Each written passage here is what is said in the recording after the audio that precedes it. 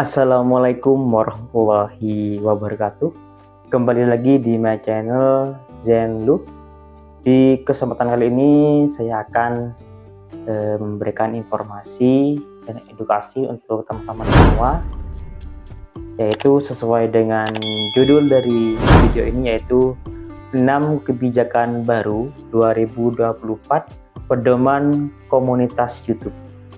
Jadi YouTube telah menentukan aturan-aturan mainnya atau aturan yang perlu teman-teman perhatikan, terutamanya di semua konten kreator.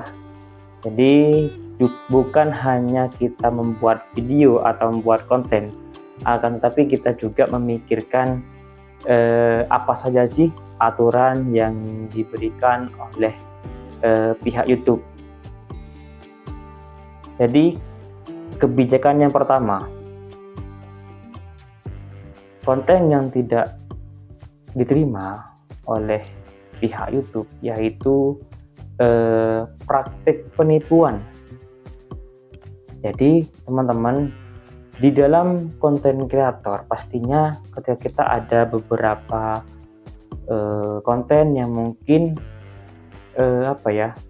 memiliki penyampaian atas dasar misalkan penyampaian bukan dari identitas dirinya, akan tapi menggunakan identitas orang lain, yaitu untuk melabui atau menipu seseorang atau menipu orang-orang yang ada di YouTube atau penonton yang ada di YouTube. Misalkan gini, saya mengatasnamakan orang lain, akan tetapi yang saya sampaikan itu bukan saya sendiri, akan tetapi orang lain. Itu yang tidak boleh oleh YouTube. Atau mengaku-ngaku orang lain, itu juga tidak boleh. Atau menggunakan data-datanya orang, entah itu misalkan kita menggunakan data nik orang lain, nama orang lain, alamat orang lain, entah disampaikan di kontennya atau dia pergunakan dalam membuat channel. Itu yang tidak boleh. Itu kebijakan yang pertama yang dibuat oleh pihak YouTube. Tentunya kita harus memperhatikan itu, bahwasanya kita tidak boleh menyalahgunakan data diri seseorang. Itu teman-teman yang perlu teman-teman perhatikan. Kebijakan yang kedua yaitu konten sensitif. Mungkin teman-teman, saya ingin membuat konten yang cepat view-nya, akan tetapi dia membuat konten yang sensitif. Tentunya itu akan itu kebijakan YouTube itu tidak boleh. Kenapa? Konten sensitif, kenapa di dalam YouTube itu bukan hanya orang tua, orang dewasa, akan tetapi juga ada anak-anak yang akan menontonnya. Jadi pastinya ketika kita membuat konten sensitif, contohnya kita membuat konten telanjang, itu yang tidak boleh oleh YouTube. Oleh karena itu teman-teman jangan sampai membuat atau terlena dengan misalkan saya pengen cepat besar channel saya pengen memperbanyak view-nya dengan cara membuat konten sensitif. Ya memang kalau berkaitan dengan yang negatif, yaitu yang sensitif, itu pastinya view-nya akan banyak. Misalkan membuat konten telanjang atau sekiranya tidak baik, kenapa? Itu pasti akan di-ban oleh YouTube, pihak YouTube akan ditolak oleh YouTube. Kenapa? Itu merupakan termasuk konten yang sensitif. Kemudian kebijakan yang ketiga yaitu konten kekerasan.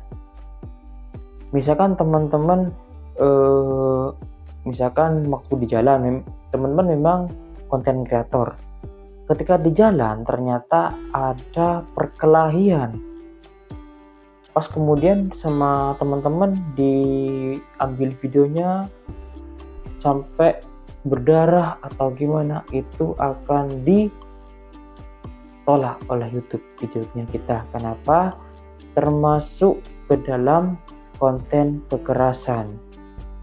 Misalkan lagi kekerasannya bukan hanya dalam bentuk fisik, misalkan ujaran kebencian, itu yang tidak boleh.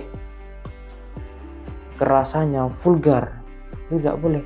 Apalagi menyakiti diri sendiri, entah itu dibacok atau gimana, atau gimana pun yang berkaitan dengan yang kekerasan, itu tidak boleh. Kenapa? Ya, YouTube bukan hanya memikirkan kontennya teman-teman sebagai konten kreator, akan tapi juga memikirkan siapa yang akan menonton. Bukan hanya orang dewasa, orang yang sudah istilahnya memiliki pemikiran yang baik, akan tapi banyak sekali teman-teman kita atau penontonnya kita itu dari anak-anak. Maka dari itu konten kekerasan itu memang tidak boleh di dalam YouTube dan dilarang oleh pihak YouTube. Kemudian selanjutnya yang keempat, barang yang diatur oleh pemerintah.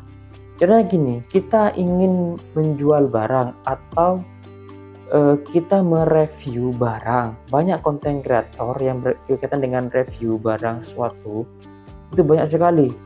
Tetapi di sana juga diatur juga ada kebijakannya, di mana kita tidak boleh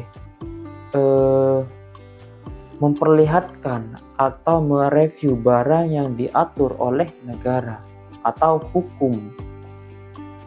Contohnya, kita mereview narkoba, ganja, atau hal lainnya. Jangan sampai teman-teman, atau hal-hal yang sekiranya barang-barang yang memang diatur oleh hukum, dilarang oleh hukum. Itu jangan sampai teman-teman membuat konten yang seperti itu. Contohnya lagi, konten senjata, tidak boleh teman-teman. Itu kebijakan dari YouTube. Kenapa tidak boleh menayangkan atau membuat konten dari barang yang diatur oleh hukum, itu teman-teman. Jangan sampai teman-teman melanggar kebijakan YouTube ini. Kenapa? Percuma teman-teman membuat konten, akan tetapi endingnya nanti akan dipermasalahkan atau ditolak oleh pihak YouTube, karena itu merupakan kebijakan dari YouTube. Kemudian yang kelima, teman-teman, misinformasi. Apa misinformasi, teman-teman? Jadi misinformasi itu berkaitan dengan menipu, teman-teman. Misalkan kita memberikan informasi, akan tapi informasi itu tidak sesuai dengan yang sebenarnya. Karena gini teman-teman, kita memberikan informasi bahwasanya ketika kita, misalkan teman-teman itu seorang penjual barang atau jasa, ketika menyampaikan informasi atau menyampaikan di dalam kontennya, itu harus sesuai teman-teman. Tetapi jika tidak sesuai atau tujuannya itu menipu, akan merugikan orang lain, tujuannya untuk merugikan, itu teman-teman yang tidak boleh oleh pihak YouTube. Contohnya gini teman-teman, memberikan konten sebuah pembuatan obat, akan tetapi obat itu berbahaya. Penyampaian teman-teman itu merupakan obat yang baik. Nah, itu teman-teman, itu kan tujuannya untuk menipu, tidak sesuai dengan realnya. Maka itu akan masuk atau akan tidak diperbolehkan oleh pihak YouTube, teman-teman. Jadi teman-teman harus hati-hati ketika membuat konten atau membuat video, maka harus lihat dulu teman-teman, jangan cuma fokus mencari view, akan tapi juga kita berpedoman terhadap 6 kebijakan dari YouTube. Nah, ini teman-teman saya menyampaikan 6. Kemudian yang terakhir teman-teman, tadi mungkin dari yang pertama sampai yang kelima itu berkaitan yang sekiranya akan ditolak atau yang tidak diperbolehkan oleh pihak YouTube. Nah, yang terakhir ini teman-teman, yaitu konten yang akan atau pasti akan diterima oleh pihak YouTube, yaitu konten edukasi teman-teman. Nah, jadi teman-teman alangkah baiknya teman-teman bukan hanya sekedar memberikan penayangan kepada penonton, akan tapi juga kita membuatlah sesuatu konten yang memberikan edukasi teman-teman.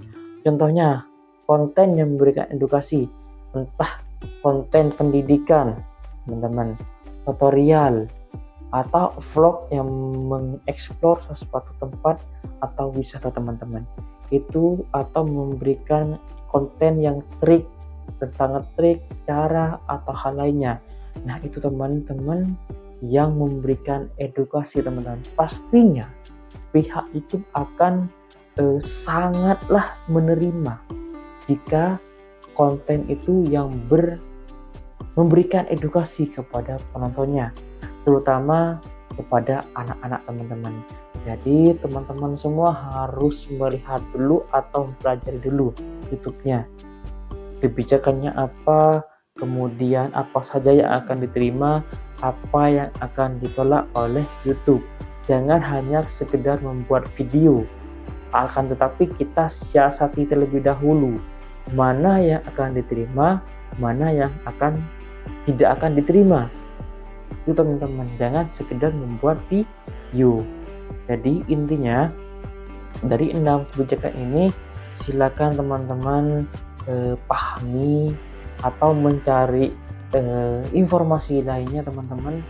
Jika ada kesalahan atau hal-hal yang sekiranya kurang dari saya penyampaian 6 kebijakan ini, teman-teman silakan ditambahi di kolom komentar teman-teman. Kenapa saya hanya memberikan informasi dan edukasi kepada teman-teman sebagai konten kreator. Mari kita belajar lebih baik lagi teman-teman dalam melaksanakan atau membuat konten-konten di YouTube kita, tentunya semuanya untuk kebaikan dari channelnya teman-teman. Ya, jadi teman-teman jangan lupa di subscribe ya teman-teman, agar channel ini bisa berkembang lagi dan saya semangat lagi untuk memberikan informasi dan edukasi kepada teman-teman semua. Tentunya ini sebagai kolaborasi teman-teman. Saya memberikan informasi, misalkan teman-teman ada ide atau informasi lain, silakan sampaikan di kolom komentar teman-teman. Silakan di-share kepada teman-teman yang lain di sana, agar bukan hanya 1, 2, 3, 4. Semoga saja video ini bermanfaat untuk semua orang teman-teman. Itu saja yang perlu saya sampaikan teman-teman. Terima kasih sudah hadir di video ini. Semangat berkarya, selamat berkarya, dan juga semangat sukses terus dalam membuat konten videonya. Mari kita belajar bersama-sama teman-teman agar channelnya kita lebih berkembang lagi. Itu saja dari saya. Terima kasih. Assalamualaikum warahmatullahi wabarakatuh.